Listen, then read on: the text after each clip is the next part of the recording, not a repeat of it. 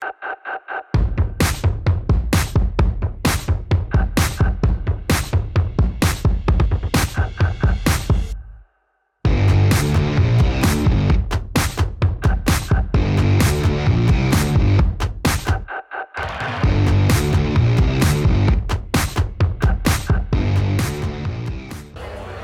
Car magazine, we're always looking for the most interesting, exciting, innovative new developments.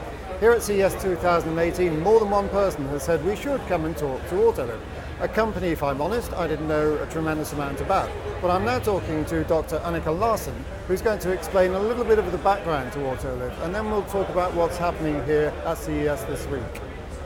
So Autoliv started in the 1950s in Vårgårda in Sweden, just outside Gothenburg. We started out just by working on seat belts and airbags, yes. But we've since branched out to electronics with cameras and radars, but because we see that half of the fatalities on the roads worldwide are outside the vehicle. So we can't really save all those lives unless we work also with the active safety side of it. So, very impressive display. Can you give our viewers a little bit of an overview of what it is that you are showing here? Well, what we have here is the 4 cars that we are driving around with at CES, yes. And we're demoing our new LIV system, the Learning Intelligent Vehicle. It's a vehicle that helps you with your drive by understanding more about you so that you're not frustrated by the systems in the car, but rather you feel helped by them. So you're building a relationship between the car and the driver in that case? Yes, we are. So we're trying to understand context. Okay, and how is this working in practice? What goes on inside these cars as they're driving around? Well, first of all, the car recognizes you, and we also have all this information that's feeding in.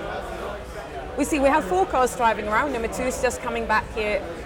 We see the speed of the vehicle, number 4 stationary. We see the belt and microphone, how much has the belt been rolled out?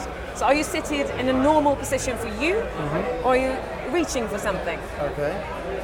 Where are you looking? Where's the driver looking? Are you looking at the windshield, rear view mirror? What's happening around you, and also how are you responding to all of this? Right.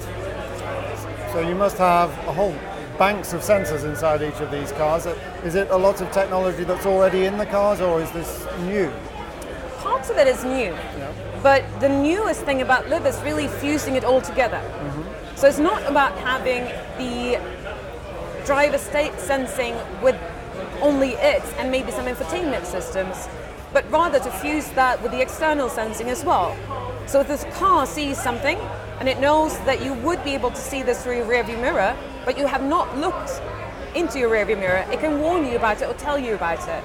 So the car can actually take proactive steps to inform the driver or to help the driver? But rather actually to tell the driver only the relevant information. Okay. And not tell you if you already knew what it was that the vehicle wanted to warn you about. And I understand there's quite some interesting challenges presented on the track out there, particularly in that very long, what looks like a narrow tent that the car drives through.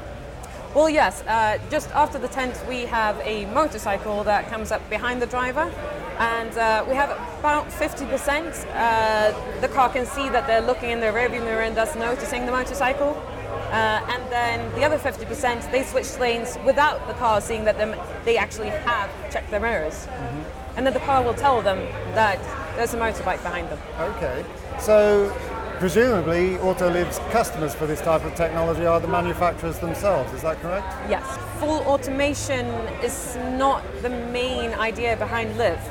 Of course, we allow for automation there, and we need to understand the driver, to understand comfort in automated driving.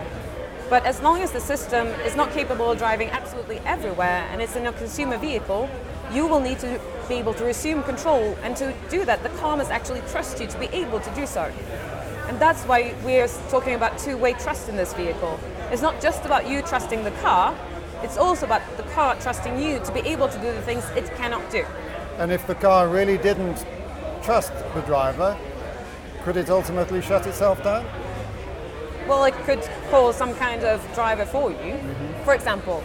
But that's not really up to us to decide. What we do is we find out the sensing, we fuse it together, and then we see what would be a beneficial way to save more lives, because that's what we're all about.